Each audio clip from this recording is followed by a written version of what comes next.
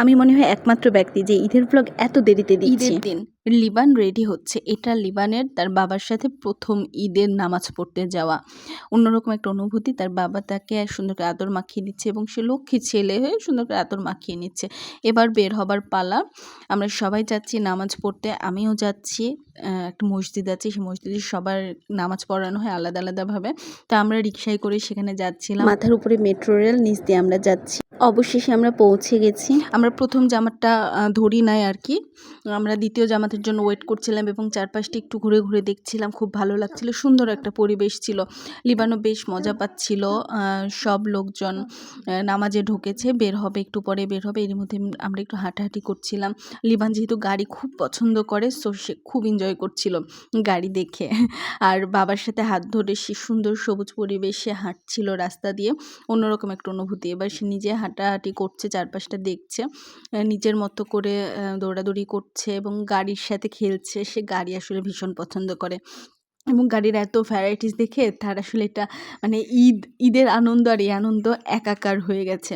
সে খুব পছন্দ করছে। ঈদের দিন বাচ্চাদেরকে খুশি দেখতে কি যে ভালো লাগে। ছোটাছুটি, কলকাকলি, সন্তানের আনন্দ দেখে খুব শান্তি লাগে, হাসি মুখ দেখে।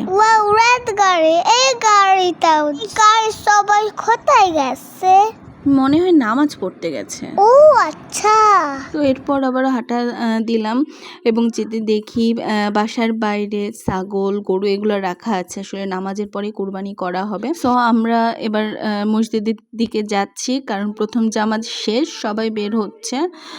সো এরপরে দ্বিতীয় জামাত শুরু হতে মোটামুটি বেশ খানিকটা দেরি হবে আর কি। 1 ঘন্টার মতো, 1-1.5 ঘন্টার মতো টাইম আছে। কিন্তু আমরা ভাবলাম যে সবাই বের হতে হতে তো আধা ঘন্টা লেগেই যাবে, আর 1 ঘন্টা আমরা একটু মসজিদের ভিতরে বসে থাকবো। মসজিদটা এতটা সুন্দর, খুব সুন্দর।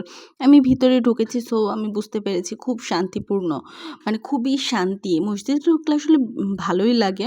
তো ভীষণই ভালো লেগেছে। তো সবাই বের হওয়ার অপেক্ষা করছিলাম। এর মধ্যে কৃষ্ণচূড়া গাছ থেকে ফুল পড়েছে, ওগুলাই লিবান দেখছিল।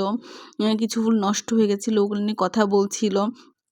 আর এরই মধ্যে মোটামুটি আমরা রেডি হয়ে গেছি যে এবার আমরা মসজিদে যাব আর কি। লিবানও যেতে চাচ্ছে আর সবাই বের হয়ে গাড়িতে করে বাসায় ফিরছি। আমরা অপেক্ষা করছি কৃষ্ণচূড়া গাছের নিচে দাঁড়িয়ে।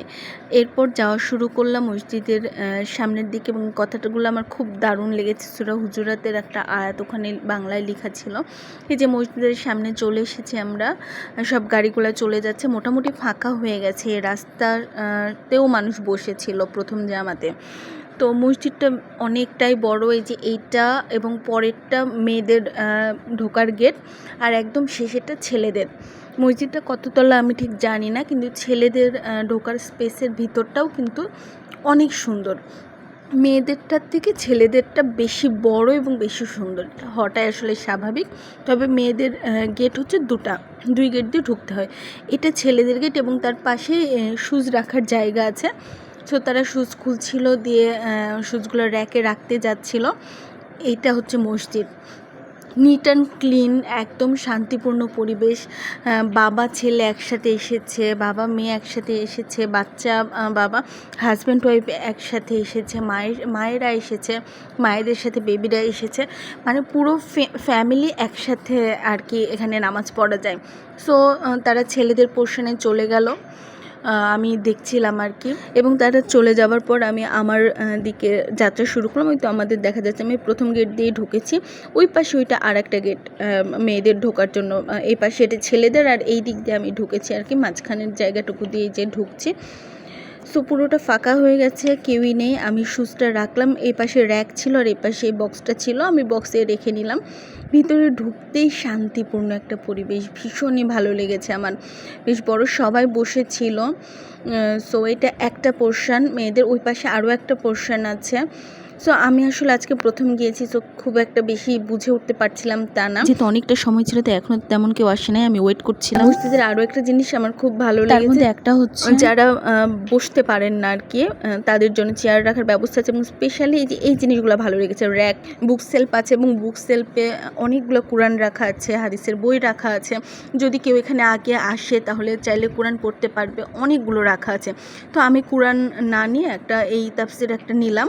তো এটা পড়ে আমার ভীষণ ভালো লেগেছে। অতঃপর নামাজ শুরু হয়ে গেছে এবং নামাজ শেষ করে আমি বের হয়েছি। অন্যরকম এক অনুভূতি কাজ করছিল। তাদের জন্য ওয়েট করছিলাম, কিন্তু তারা যেহেতু দেরি করছে তাই আমি ঠিক মসজিদের পাশে একটা কৃষ্ণচূড়া গাছের নিচে বসার একটা ব্যবস্থা আছে, সেখানে বসেছিলাম এবং একটু পরে দেখি বাবা ছেলে দুজনে আসছে নামাজ শেষ করে।